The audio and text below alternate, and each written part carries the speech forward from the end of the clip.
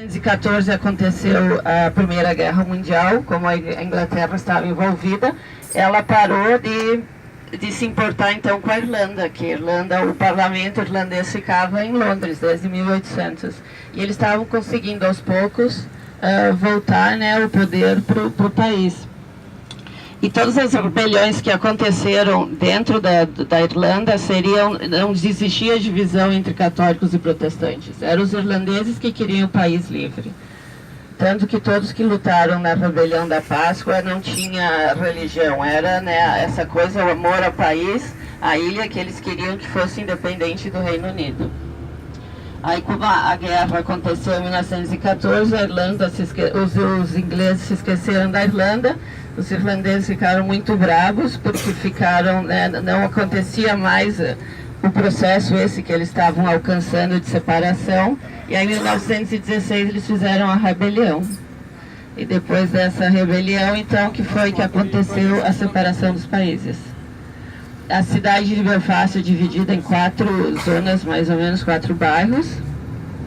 A gente então visitou o Queen's Quarters, que é chamada aquela parte. Depois a gente vai conhecer o centro, que é a parte mais antiga da cidade. Depois a gente passa a parte onde se vê mesmo essa diferença social, cultural e religiosa, política toda, né, que acontece aqui. E depois então tem a parte do Titanic, que a gente vai passar também para vocês terem uma ideia, mesmo os que não visitarem o museu vão conhecer aonde foi, né, que construído o Titanic. Então a gente vai passar pelo centro da cidade. O religiosa veio já desde 1600, quando fizeram, né, as plantações aqui, que eles tiraram os moradores irlandeses. Aqui à esquerda a gente tem o Hotel Europa, que é o hotel mais bombardeado do mundo, porque aqui aconteciam todos os atentados. E esse pub à direita, o Crown Bar, aqui também ele é um ponto histórico da cidade, que foi estabelecido em 1849, o edifício é todo decorado. Se vocês tiverem um tempinho depois de vir visitar, é muito interessante. Aqui à esquerda daí a Opera House, também todos esses edifícios são de 1800, que quando foi que a cidade começou a crescer. Aqui foi onde como é o nome dele? O tenor famoso italiano Pavarotti. Aqui em 1963 foi uma das primeiras, né, foi quando ele começou a aparecer, a se destacar como cantor. Então essa parte seria mais a parte histórica da cidade, mais antiga. Jornalistas, o pessoal que vinha cobrir essa disputa que acontecia aqui na Irlanda. Então a Opera House muitas vezes teve que ser reformada, restaurada pelos atentados que aconteciam no Hotel Europa. Então esse hotel mais bombardeado do mundo era considerado este. E essa segregação aconteceu desde essa parte, já na época do desenvolvimento da cidade, né, que essas comunidades vinham em busca de emprego, como aqui a cidade era industrializada, né, existia, então os homens e os pais e os filhos trabalhavam nos estaleiros, na parte da metalurgia, e as mulheres então trabalhavam nos lanifícios, mas muitos empregadores só empregavam protestantes, né, se o proprietário era protestante.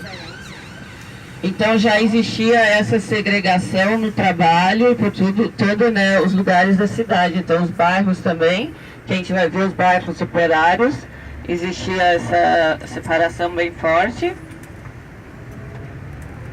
E os católicos, eles ficaram uma minoria no país, né? Então realmente eles não eram tratados, não era uma administração justa. Os protestantes tinham os benefícios, os católicos não tinham, a questão de moradia, saúde, educação, etc. Muitos eram postos para fora de casa, as casas eram atacadas, assim, muito preconceito eles sofriam por serem católicos. E foi aí, então, numa dessas manifestações, né, sobre seus direitos civis, 1969, que foi tipo o estopim dessa briga, que durou quase 30 anos, da diferença, então, né, entre os católicos e protestantes.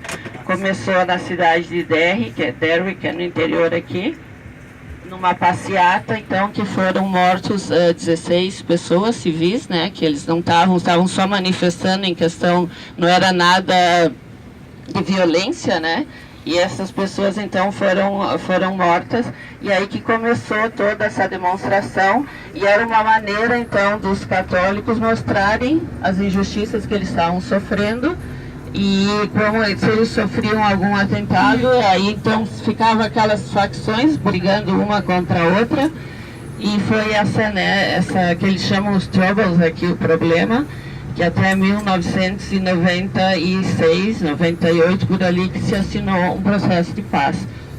Mas eu tenho a dizer que a situação ainda é muito delicada aqui nessa questão da separação, e com o Brexit, né, com a saída do Reino Unido da Comunidade Europeia, algumas pessoas estavam dizendo que o primeiro-ministro, que nem uma mulher, que ela estava usando dessa coisa dessa questão política, né, que é ainda delicada, para evitar de fazer um muro, né, que ela tem que dividir o país de qualquer forma. Não tem como a ilha ficar um país inteiro se, né, a Irlanda do Norte não faz parte, não pode ter livre acesso, não pode ter nada nesse sentido. E mais o primeiro-ministro de Dublin, né, da República, ele disse, como o Trump lá, se ele quiser construir o muro, quem vai ter que construir o muro vai ter que ser a Irlanda do Norte, porque a República não quer, nem queria essa separação, né? Então, a questão ainda, eles têm escolas que são frequentadas, não depende, né, se é católico ou protestante, você frequenta uma escola ou outra. Vocês vão ver aqui os edifícios, né, tem esses arame farpado, circuito de TV, por tudo quanto é lugar. Aqui a gente já está no bairro, né, Operário. A gente está no lado católico, aqui vocês veem a bandeira da República da Irlanda.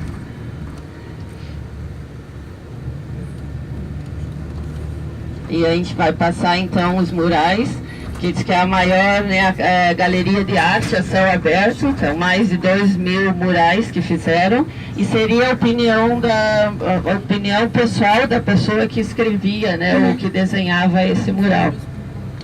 Então, eles, tudo quanto é questão de injustiças que eles acham que acontece pelo mundo, são registradas nesses murais. Quem começou então foram os católicos.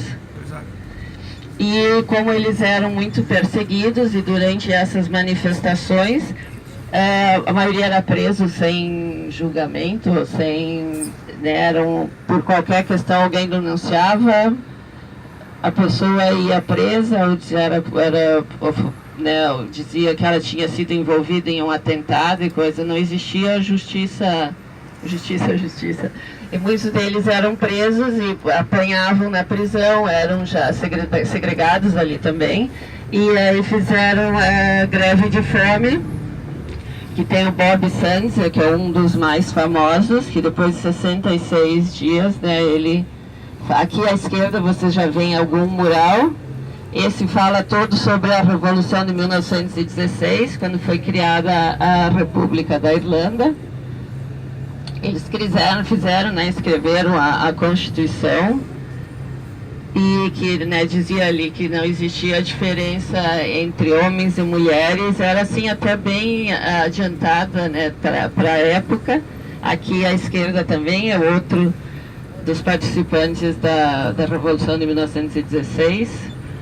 Então, quando eles vão, né, esses murais vão se apagando, eles vão desenhando outros por cima. E aqui vocês veem, então, as bandeiras são todas relacionadas à República da Irlanda. Vocês veem escolas, é tudo escrito, né, na língua, no gaélico e no inglês.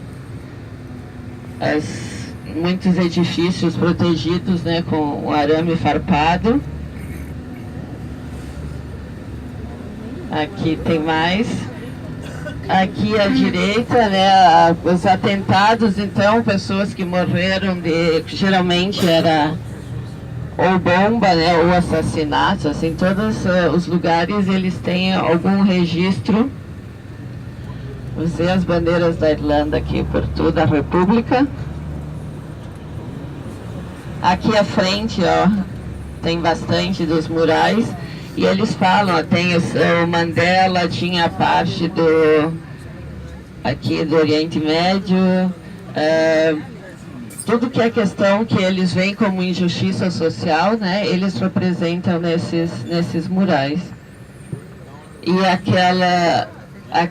o rosto maior lá seria dos que alguns deles são os revolucionários de 1916, tem os que mais de 10 pessoas, né, morreram na greve de fome. A gente vai parar aqui porque eu acho que políticos, não presos comuns. Então eles tiraram o uniforme e se cobriam só de cobertores, por isso que vocês veem algumas fotos seriam, né, os que foram presos, e uma forma de se manifestar contra o sistema era se vestir de cobertores. E foram esses então que começaram e fizeram a greve de fome, mais de 10 deles. Alguém vai descer? Vamos, sim.